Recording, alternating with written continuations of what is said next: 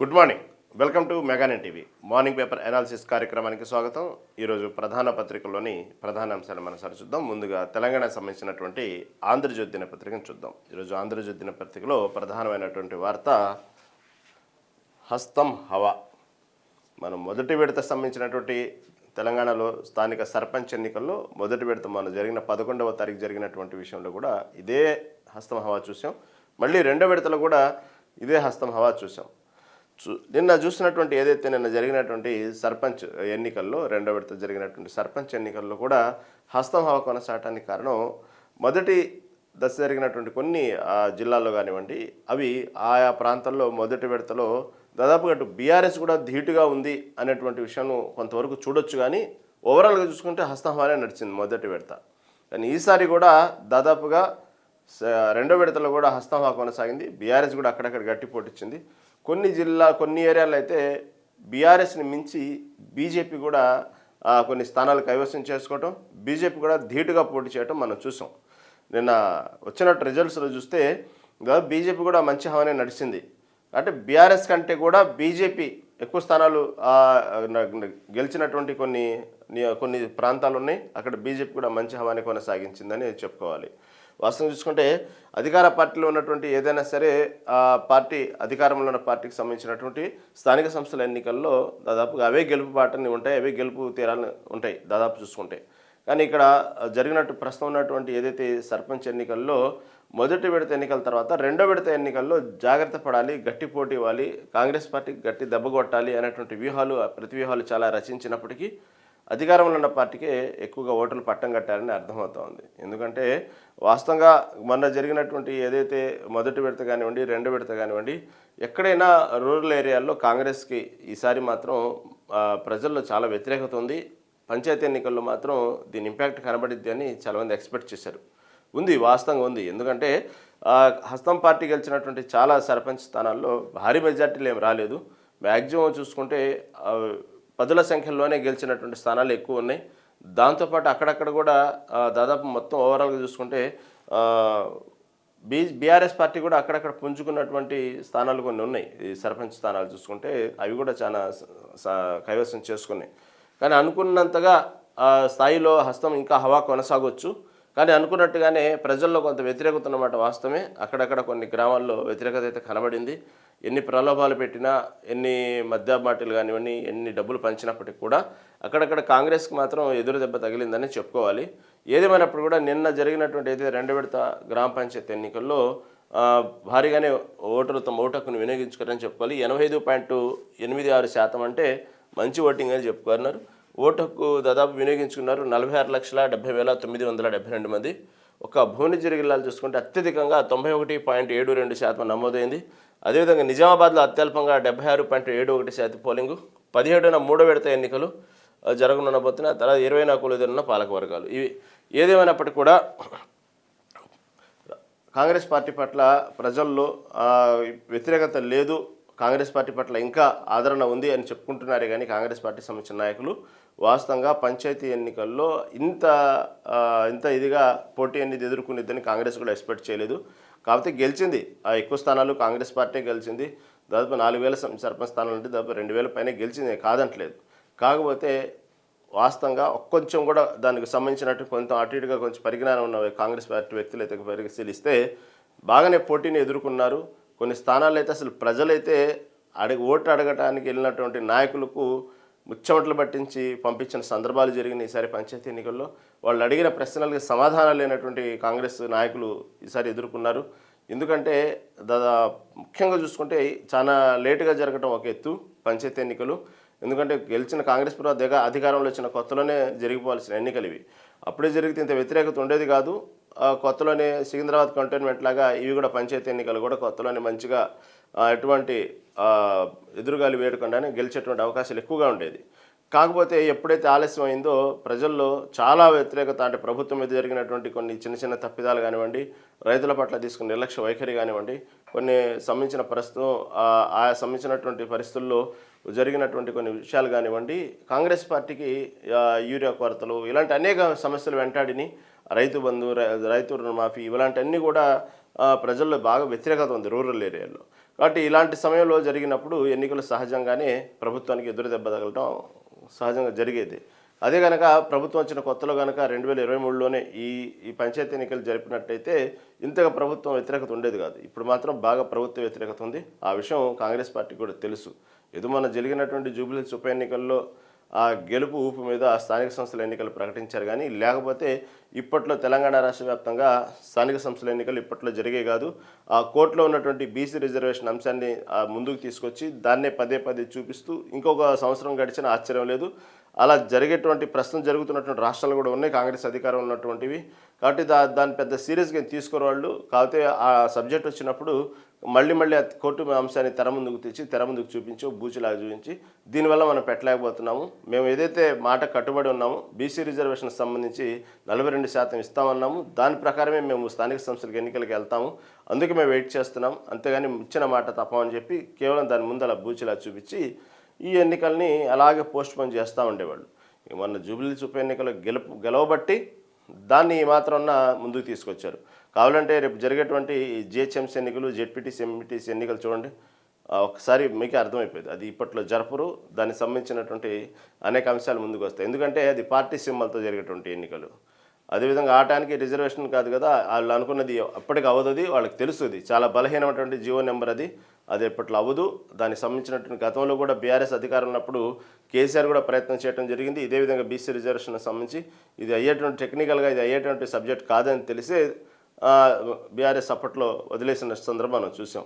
కానీ కొత్తగా చాలా బలహీనమైనటువంటి జీవో నెంబర్ తీసుకొచ్చి కావాలని బీసీలని మభ్యపెట్టి కేవలం ఆ తెర ముందు తీసుకొచ్చి మేము బీసీల పట్ల ఏదో ప్రేమగా ఉన్నాము, బీసీలకి రిజర్వేషన్ కల్పించడానికి మేము పోరాటం చేస్తున్నాం అని కేవలం బీసీలను మభ్యపెట్టడానికి కాంగ్రెస్ ప్రభుత్వం ఒక బలహీనమైనటువంటి జీవో తెచ్చి కోర్టులో కూడా అంత బలంగా వాదించిన సందర్భాలు కూడా లేవు మన జరిగినటువంటి విషయంలో. కేవలం దాన్ని అలా మభ్యపెట్టి దాని చుట్టూ రాజకీయం చేస్తూ దాని మీద ఒక పట్టుదలగా ఏం సాధించింది ఏం లేదు. దాన్ని తీసుకొచ్చి రేపు మళ్ళీ ఈ జెడ్పీటీసీ, ఎంపీటీసీ ఎన్నికలు కావాలని పోస్ట్పోన్ చేయడం జరిగింది.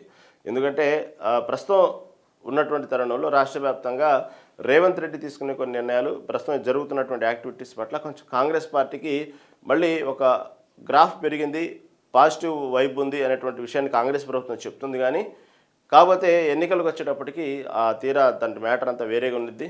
ఎందుకంటే ఈ పంచాయతీ ఎన్నికలు అనేటప్పటికీ పార్టీ సింబల్స్ ఉండవు కాబట్టి ఆయా లోకల్ వ్యక్తుల చరిష్మా, ఆ లోకల్ వ్యక్తి ఉన్నటువంటి రాజకీయాలు వాళ్ళ ఊళ్ళలో ఉండేటువంటి పరిస్థితులను బట్టి ఎక్కువగా నడుస్తాయి. కాబట్టి ఒక్కోసారి అది పార్టీ ఇంపాక్ట్ ఉండొచ్చు, ఉండకపోవచ్చు.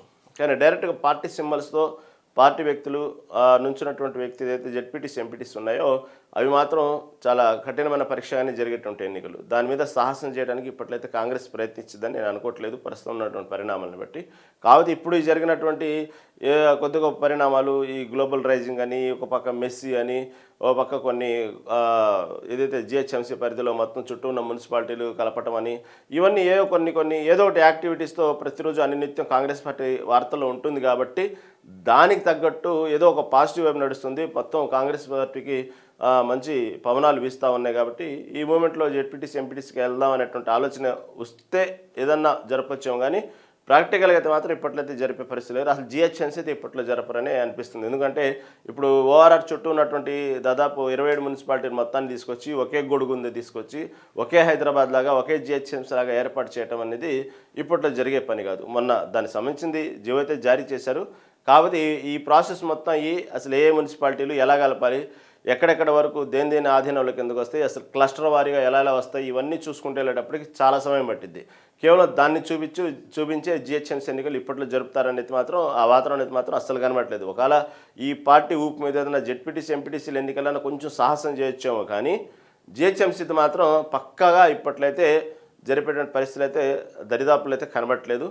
దాన్ని ఈ విధంగా కాలయాపన చేసుకుంటూ ఇక ఎన్నికలు 1-2 సంవత్సరాలు ఉందనగా దాన్ని ఏదో కొంచెం మూవ్ చేస్తారు తప్ప ఇప్పట్లో ఏం లేదు. అయితే ప్రస్తుతం మాత్రం వార్తలు ఎక్కువ రేవంత్ రెడ్డి నిలుస్తున్నారు. పార్టీ కొంత పాజిటివ్ వైపు నడుస్తుంది అని కాంగ్రెస్ పార్టీ నాయకులే చెప్పుకుంటున్నారు. వాస్తవంగా అనునిత్యం అది పాజిటివా నెగిటివ్ అని చెప్పలేము. కానీ అనునిత్యం ఏదో ఒక వార్తలు మాత్రం సీఎం రేవంత్ రెడ్డి ఉంటానే ఉన్నారు. అంటే ముఖ్యమంత్రి హోదాలో వార్తల్లో నిలవటం కంటే కూడా ఏదో ఒక యాక్టివిటీస్ చేస్తూ రేవంత్ రెడ్డి ఈ మధ్యకాలంలో పదే వార్తల్లో నుంచోవటం వల్ల కొంతవరకు కాంగ్రెస్ పార్టీ ప్రస్తుతం హవా అనేది నడుస్తుంది. ఇదే విషయాన్ని టీపీసీసీ అధ్యక్షుడు మహేష్ కుమార్ గౌడ్ కూడా నిన్న వ్యాఖ్యానించడం చూసాం మనం. ఏదో ఒక విధంగా పార్టీ అనేది దేశవ్యాప్తంగా రాజకీయాల్లో కాంగ్రెస్ పార్టీ అంటే దాదాపు తెలంగాణ రాష్ట్రానికి సంబంధించిన కాంగ్రెస్ పార్టీ వార్తలు నిలుస్తుంది కాబట్టి పాజిటివ్ వైపు ఉందనేది వాళ్ళ అభిప్రాయం. తీరా చూసుకుంటే ఇది రెండో విడత ఎన్నికల్లో కూడా మొదటి విడత ఎన్నికల్లాగానే దాదాపు ఒక్క ఓటుతో గెలిచినటువంటి సర్పంచ్ స్థానాలు చాలా ఉన్నాయి. అదేవిధంగా రక్త సంబంధికులు కుటుంబాల్లో కూడా అనేక రకమైనటువంటి వైరుధ్యాలు తీసుకొచ్చిందే ఈ సర్పంచ్ ఎన్నికలు. ఎందుకంటే చెల్లెల మీద అక్క గెలవటం, కూతురు మీద కొడుకు మీద తండ్రి గెలవటం, ఇలా రక్త సంబంధికుల్లోనే ఎక్కువగా ఈ పోటీలు ఉంటాయి. కాబట్టి ఇవి రాజకీయ చిచ్చు పెట్టినటువంటి కుటుంబాలు చాలానే ఉన్నాయి రెండో విడతలో కూడా. కొంతమంది అయితే ఆత్మహత్య చేసుకున్నటువంటి ఒక అతనైతే పాప అయ్యప్పమాల ధరించి అతని ఊర్లో ఎవరు సహకరించట్లేదు, ఆర్థికంగా ఎవరు సహకరించట్లేదు అనేటువంటి బాధలో గెలవలేనమని చెప్పి ఆత్మహత్య చేసుకున్నారు. కానీ తీరా రిజల్ట్స్ వచ్చిన తర్వాత ఆ స్వామి గెలవటం మనం చూసాం. తర్వాత ఒక అతనైతే డైరెక్ట్గా ఇంకా పదవి విరమణ చేసేటువంటి సమయం ఇంకా 5-6 నెలలు ఉంది. పోలీస్ డిపార్ట్మెంట్లో ఎస్ఐ హోదాలోనే అతను పదవి విరమణ చేసి ముందుగానే వాలంటీర్ రిటైర్మెంట్ చేసి కేవలం ప్రజాసేవ చేయడం కోసం నేను ఉద్యోగాన్ని రాజీనామా చేస్తున్నాను, నన్ను ఆశీర్వదించండి అంటూ పంచాయతీ ఎన్నికల్లో రావడం జరిగింది. దానికి ఉత్తమ్ కుమార్ రెడ్డి, ఆమె భార్య, వీళ్ళందరూ కలిసి ఆ ఎస్ఐని సపోర్ట్ చేసి పోలీసు ఉద్యోగాన్ని మానేసి ప్రజాసేవ చేయడం కోసం వచ్చాడు, మీకోసమే వచ్చాడు అంటూ ఊదరగొట్టి ఎంత ప్రచారం చేసినప్పటికీ కూడా ఆ పోలీస్ డిపార్ట్మెంట్ వ్యక్తి కూడా దాదాపు 10 ఓట్లతోనో 15 ఓట్ల తేడాతోనో అతను ఓడిపోవడం జరిగింది. అతను దురదృష్టం ఆ విధంగా వెంటాడింది. కొందరైతే సర్పంచ్ స్థానాలు దాదాపుగా సమానంగా ఓట్లు వచ్చినాయి. కొందరైతే కొన్ని చోట్ల ఆ సంబంధించిన ఓట్లని డ్రా తీయటం కొన్ని ఏరియాల్లో చూసాము. కొన్ని చోట్ల అయితే హెడ్ ఆర్ టైల్ అని టాస్ వేయటం మనం చూసాము కొన్ని చోట్ల. ఇలా రకరకాలుగా చిత్రమైన వాతావరణం మొత్తం కూడా మనం నిన్న చూసాం. ఏదైతే పంచాయతీ ఎన్నికలకు సంబంధించి సర్పంచ్ స్థానాల్లో ఈ విధంగా వార్డు మెంబర్ల స్థానాల్లో ఒక్కొక్క విధంగా ఇలా అనేక రకాలైనటువంటి ఈ తండ్రి చేతిలో కొడుకు ఓడిపోవడం చూసాం, అక్క చేతిలో చెల్లెలు ఓడిపోవడం నిన్న అనేక వార్తలు. కేవలం ఒక్క ఓటుతో గెలిచినటువంటి సందర్భాలు ఉన్నాయి, 4 ఓట్లతో గెలిచినటువంటి సందర్భాలు ఉన్నాయి, ఒకసారి డ్రా తీస్తే ఇండిపెండెంట్ అభ్యర్థులు గెలిచిన సందర్భాలు ఉన్నాయి. ఈ విధంగా చూస్తే నిన్న పంచాయతీ ఎన్నికల్లోనే వింటుంటాం ఇలాంటి వార్తలు. ఒక రకంగా ఎంటర్టైన్మెంట్గానే ఉంటాయి ఇవన్నీ కూడా.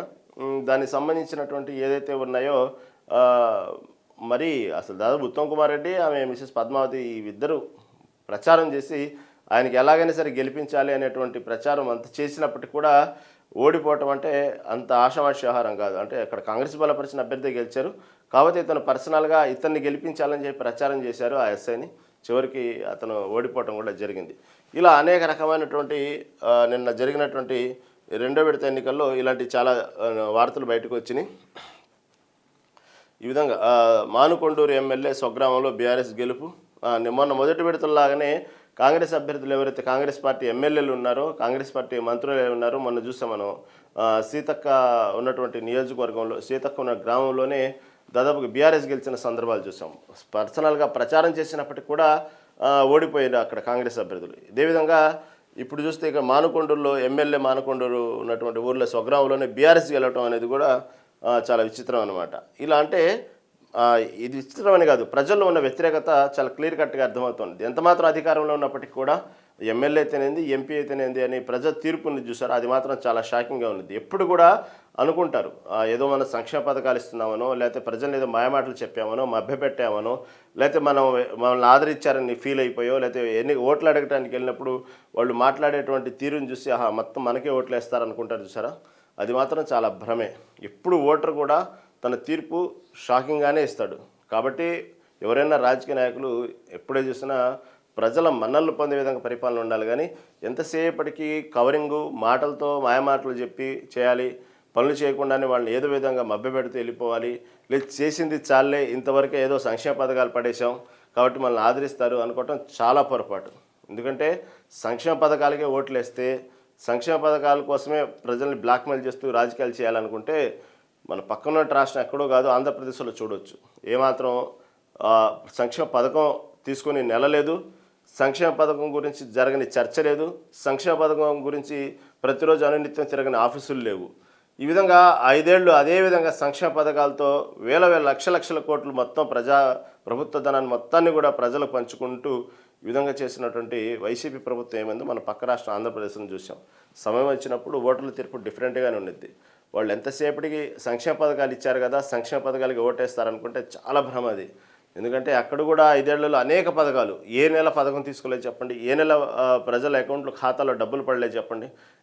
ఏ విధంగా దానికి సంబంధించినటువంటి అనునిత్యం వాళ్లకు ఏదో ఒక రూపంలో ఇంట్లో పిల్లల కాడి నుంచి పెద్దవాళ్ళ వరకు వాళ్ళ వయసు రీత్యా ప్రతి విషయంలో వాళ్ళ అకౌంట్లో డబ్బులు జమ అయినట్టు సందర్భం మనం చూసాం ఆంధ్రప్రదేశ్ రాజకీయాల్లో గత 5 ఏళ్లలో వైసీపీ ప్రభుత్వం హయాంలో. కానీ వాళ్ళు కోరుకుంది ఏంది?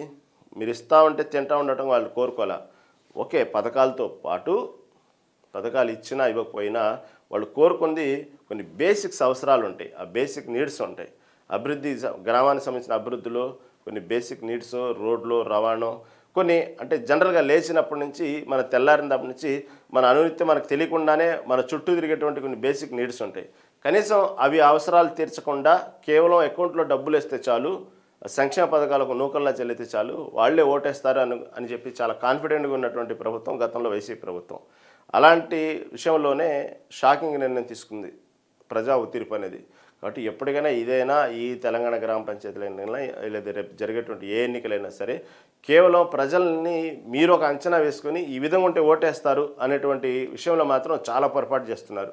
ఇలా చేస్తే ఓటేస్తారు కాదు, ముందు దీర్ఘకాలికంగా ప్రజా సమస్యల మీద ఏ విధంగా వాళ్ళకు సమస్యలు తీర్చాలి, ఏ విధంగా అభివృద్ధి జరపాలి, ప్రతి విషయంలో వైద్య రంగంలో, విద్యారంగంలో, అనేక రంగాల్లో వాళ్ళకి ఏ విధంగా సహాయ సహకారాలు చేయాలి, వాళ్ళకి ఏ విధంగా ముందుండాలి, ఈ విధంగా ప్రతిదీ డెవలప్మెంట్గా ఉండాలి. కానీ ప్రజల అవసరాలు తీర్చే విధంగా ఉండాలి. కానీ కేవలం వాళ్ళకు మీరు ఒక అవగాహనకు వచ్చి మీరు ప్రజల్ని ఒక తక్కువగా చూస్తూ కేవలం ఇలా పథకాలు ఇస్తే చాలు, లేకపోతే ప్రజలు ఇలా మాయమాటలు చెప్తే చాలు, ఇచ్చిన హామీల్లో 10 హామీల్లో 1-2 అమలు చేస్తే మిగతా కూడా అమలు చేస్తారులే అని ప్రజలు భ్రమలో ఉంటారనుకుంటారు చూసారా, అది చాలా పొరపాటు అది.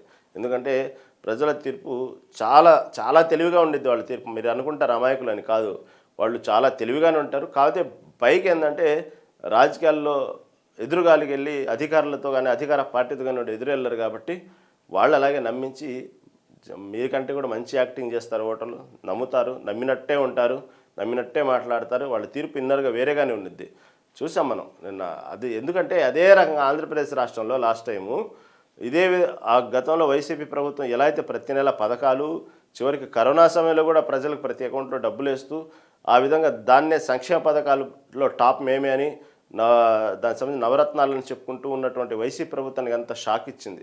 ఒకవేళ అదేవిధంగా షాక్ ఇవ్వకుండా అదే పార్టీ గెలిచినట్టయితే ఇంకా దాదాపుగా దేశంలో ఉన్నటువంటి ప్రతి రాష్ట్రం కూడా అదే ఫార్ములాని ఫాలో అయ్యేది. ఎందుకు పనికి రాకుండా పోయేది దేశం? కేవలం పథకాలతోనే అలవాటైపోయి ప్రజలు ఇళ్లలో సోమరితనంగా కూర్చునేవాళ్ళు.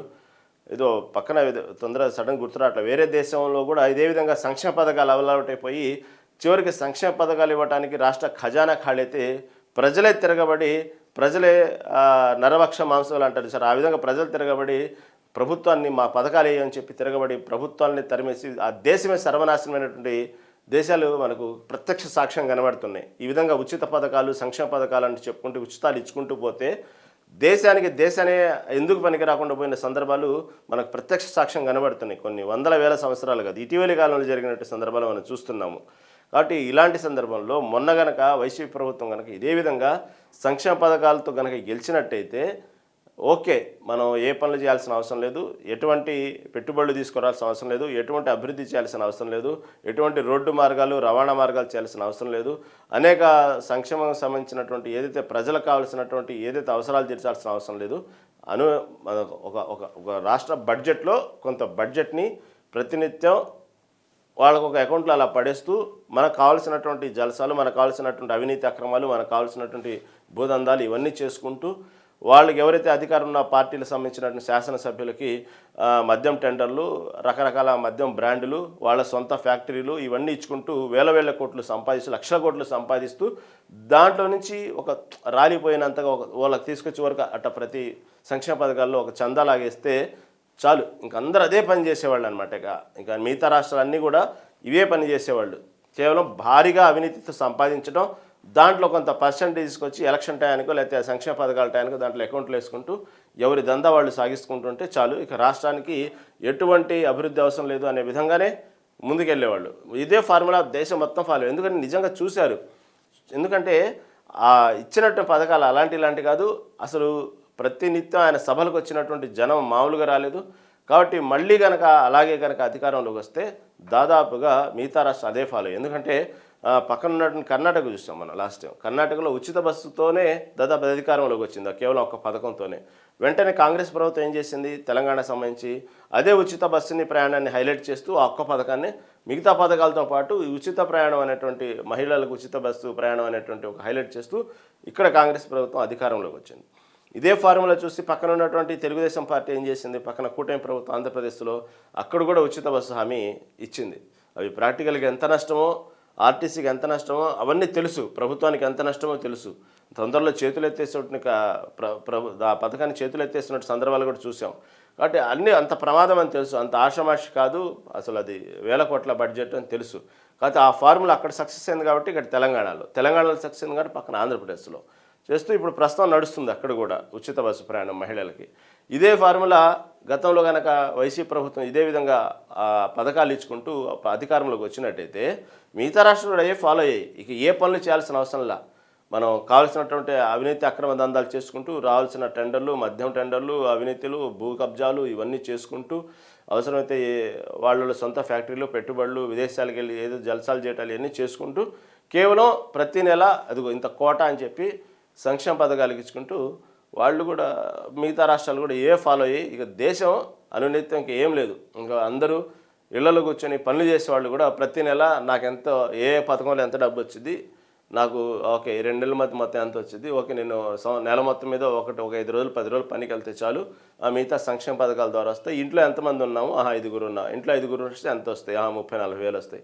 ఈ విధంగా ఒక క్యాలిక్యులేట్ చేసుకొని ఒక రకమైనటువంటి దేశంలో సోమరితనం పెరిగిపోయి ఎందుకు పనికి రాకుండా యువత తయారైపోయి ఎక్కడికక్కడ ఈ మాదక ద్రవ్యాలు, ఈ అసాంఘిక కార్యక్రమాలు, ఈ విధంగా ఒక దేశం ఇంకా వేరే దేశాలు వచ్చి మన మీద అటాక్ చేయాల్సిన అవసరం లేదు, వేరే దేశాలతో యుద్ధం చేస్తే మన దేశం నాశనం అవ్వాల్సిన అవసరం లేదు. కేవలం ఇలాంటి విషయాల్లోనే బేసిక్గా గ్రౌండ్ క్షేత్రస్థాయి నుంచి వచ్చినటువంటి ఈ లోపాల వల్లే ఎందుకు దేశం పనికి రాకుండా సర్వనాశనం అయ్యేది. కాబట్టి అక్కడ పార్టీ ఓడిపోవటం వల్ల చాలామంది కనువిప్పైందనమాట. ఆ పార్టీతో పాటు దేశవ్యాప్తంగా అందరికీ కనువిప్పైంది. ఓకే, ఎన్ని పథకాలు ఇచ్చినా ఇంట్లో కూర్చోబెట్టి అన్నం కూర కలిపి ముద్దబెట్టి నోట్లో పెట్టినప్పటికి కూడా మనం ఓకే అబ్బా మంచిగా సంక్షేమ పథకాలు డబ్బులు ఇచ్చాము, వాడికి ఆకలేసింది కాబట్టి మనమే అన్నం కలిపి నోట్లో పెట్టాము, కాబట్టి అన్నీ కావాల్సిన సపరి కార్యక్రమాలు అన్నీ చేశాము, ఓకే మనకు ఓటేస్తారు అనుకోవటం చాలా పొరపాటు. ఆ తీర్పు మామూలు తీర్పు కాదనమాట. కాబట్టి ఒక్కసారిగా షాక్ గురి చేసింది. ఇది అసలు నిజమేనా, ఈ ఓటమి నిజమైన ఓటమేనా, లేకపోతే ఈవీఎంలు ఏమైనా మార్చారా? ఇలా ఈరోజు కూడా కేవలం చాలామందికి అర్థం కాని ప్రశ్న ఏంటంటే అసలు ఇంత ఘోరమైన ఓటమి ఉన్నిద్దా, 11 సీట్లు వస్తాయా, అసలు ఇది జరిగే పనేనా అని ఈరోజు కూడా ఆ పార్టీలోనే ఈరోజు వరకు జీర్ణించుకోలేకపోతున్నారు. ఇటుపక్క గెలిచిన తెలుగుదేశం పార్టీ కూడా ఇంత భారీగా మమ్మల్ని గెలిపించిందా అని ప్రజలు, ఇటుపక్క కూటమి ప్రభుత్వం కూడా ఆశ్చర్యం వ్యక్తం చేస్తుంది. గెలిచిన ఆనందం ఒక పక్క ఉంటే ఇంత భారీగా ఇన్ని సీట్లు రావటం అనేది అటు వాళ్ళు ఒక రకమైనటువంటి ఆశ్చర్యాన్ని వ్యక్తపరుస్తున్నారు. వాళ్ళకేమో అనుమానం. ఈరోజు కూడా టాపిక్ వస్తే ఎవరికి సమాధానం చెప్పుకోలేక నోటికి వచ్చినట్టు ఈవీఎంలు మార్చారని కొంతమంది అంటారు, కాదు ఇలా జరిగిందని కొంతమంది అంటారు. కానీ ముగ్గురు కలవటం వల్ల ఇలా అయిందని ఇలా చెప్తారు. కానీ ఏదేమైనప్పుడు అది ప్రజా తీర్పు కాబట్టి అది మామూలు తీర్పు కాదనమాట. ఇన్నాళ్లలో ఉమ్మడి తెలుగు రాష్ట్ర రాజకీయాల్లో జరిగినటువంటి ఎన్నికల్లో చరిత్ర ఒకైతే ఇది మాత్రం చరిత్రలో లిఖించాల్సినటువంటి ఎన్నికలు గతంలో. ఎందుకంటే ఎన్ని చేసినప్పటికి కూడా కేవలం 5 ఏళ్లలో అధికారంలో 151 సీట్ల నుంచి 11 సీట్లకు పడిపోవటం ఒక దారుణమైతే, ఎక్కడ అనునిత్యం పథకాలతో వేల కోట్లు, లక్షల కోట్లు మొత్తం కొల్లగొట్టి రాష్ట్ర ఖజానా మొత్తం ప్రజలకు ఇచ్చినప్పటికి కూడా 11 సీట్లు పరిమితం చేయటం అనేది అసలు అది ఆషామాషి వ్యవహారం కాదు. అది ఎప్పటికైనా సరే రాజకీయంగా ఒక అవగాహన, దాని గురించి ఒక విశ్లేషణ చెప్పాలంటే గతంలో జరిగినటువంటి ఎన్నికలు మాత్రం చాలా చక్కగా ఒక హిస్టరీలో డైరీలో రాసి పెట్టుకోవాల్సిన సందర్భాలు అన్నమాట ఇవి. కాబట్టి దాన్ని బట్టే ప్రభుత్వ యొక్క పనితీరు, ప్రభుత్వాల యొక్క ఎలా అడ్మినిస్ట్రేషన్ మొత్తం మార్చుకోవాల్సిన సందర్భం ఏదంటే జరిగినటువంటి ఎన్నికలే. కాబట్టి ఇది కూడా తెలంగాణ వ్యాప్తంగా ఉన్నటువంటి ఏదైతే ఇప్పుడు 2 విడతలు జరిగినట్టు సర్పంచ్ ఎన్నికల్లో కూడా కాంగ్రెస్ పార్టీ గెలిచిందని చెప్పుకుంటున్నారు. కానీ ఓకే, అధికార పార్టీ సంబంధించిన వ్యక్తులు ఏదో ఒక విధంగా గెలవడానికి ప్రయత్నం చేస్తారు, గెలుస్తారు. అయినప్పటికీ కూడా మామూలు ఎదురుగాలి వేయలేదు. కేవలం 1-2 ఓట్లతో గెలిచిన సందర్భాలు, 10 ఓట్లతో గెలిచిన సందర్భాలు ఎక్కువ ఉన్నాయి పంచాయతీ ఎన్నికల్లో కాంగ్రెస్ పార్టీవి. కొన్ని చోట్ల లక్కీ డ్రాలని ఇలా జరిగినాయి. ఎక్కడ చూసినా కూడా కాంగ్రెస్ పార్టీకి మాత్రం వ్యతిరేకంగా మాత్రం చాలా రూరల్ ఏరియాలో మాత్రం చాలా ప్రజలు మాత్రం ఈసారి వ్యతిరేకంగా మాట్లాడటం, గొంతు విప్పటం, ధైర్యంగా మాట్లాడటం మనం చూసాం. కాంగ్రెస్ పార్టీకి సంబంధించినటువంటి అధికారంలో ఉన్నటువంటి నాయకులు వెళ్ళినప్పటికీ కూడా ప్రజలు ఎదురు తిరగటం ఈసారి చాలా క్లారిటీగా అర్థమైంది. కాబట్టి ఇప్పటికైనా ప్రభుత్వం ఓకే రూరల్ ఏరియాలు నమ్ముకున్నారు ఇన్నాళ్ళు. ఎందుకంటే గ్రేటర్ హైదరాబాద్ పరిధిలో ఎక్కడ కూడా తెలంగాణ కాంగ్రెస్ పార్టీకి పెద్ద ఆదరణ లేదు. ఇవి జరిగిన ఉప ఎన్నికల్లో గెలవటం తప్ప మన జరిగిన ఎన్నికల్లో కేవలం ఒక్క సీటు కూడా గెలిచిన సందర్భం మనం చూడాలి.